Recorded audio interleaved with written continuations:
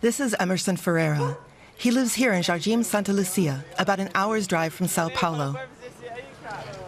He's 29 now and spent 5 years in jail. He turned to drug dealing as a way out of poverty and was caught with half a kilo of marijuana.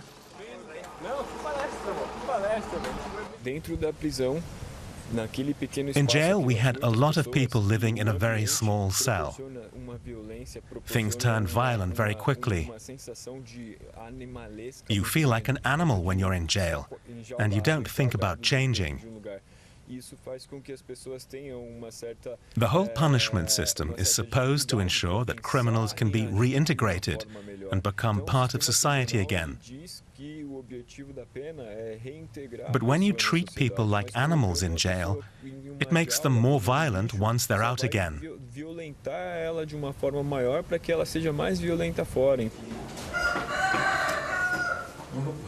Emerson's been out since 2012 and now finds it easy to talk about the experience.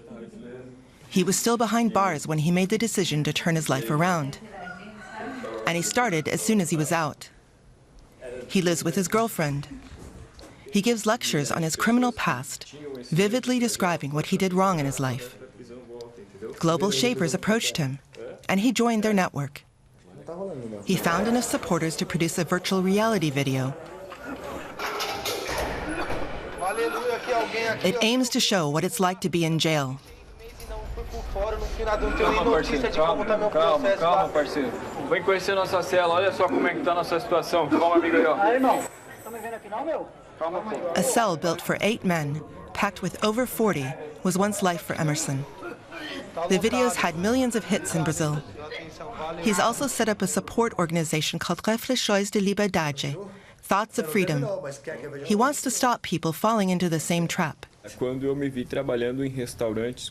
I was working as a waiter in a restaurant, and somehow life seemed to be passing me by.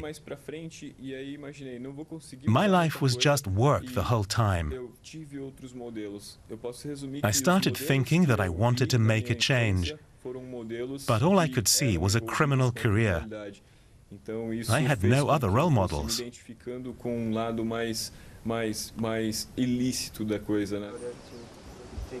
The lack of role models is a major problem here.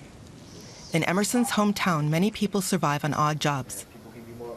He wants to turn his home into a meeting place for young people.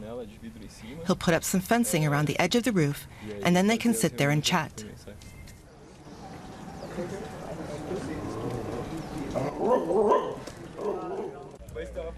His district looks quite idyllic, but it's got a reputation for being extremely dangerous. Even the school has bars and looks like a jail. Emerson wants to change that.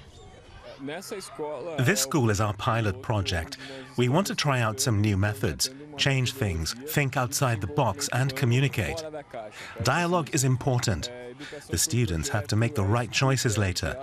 In class, they're going to sit totally differently, not one behind the other, but in a circle. That's more dynamic. It took months to convince the school administration of the benefits. Now everyone's involved. They're aiming to make the school more open and friendly, a place which prevents youngsters from becoming criminals. 200 helpers have come to support Emerson's work.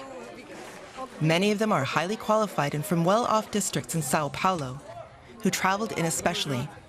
Emerson brought them all together. I'm so happy, really happy. It's so important and great that so many are involved, from the district as well. We're working together to change things. This will be a place we can be proud of and where you can get ahead in life. I'm so happy to see fathers and sons here. They can learn for life.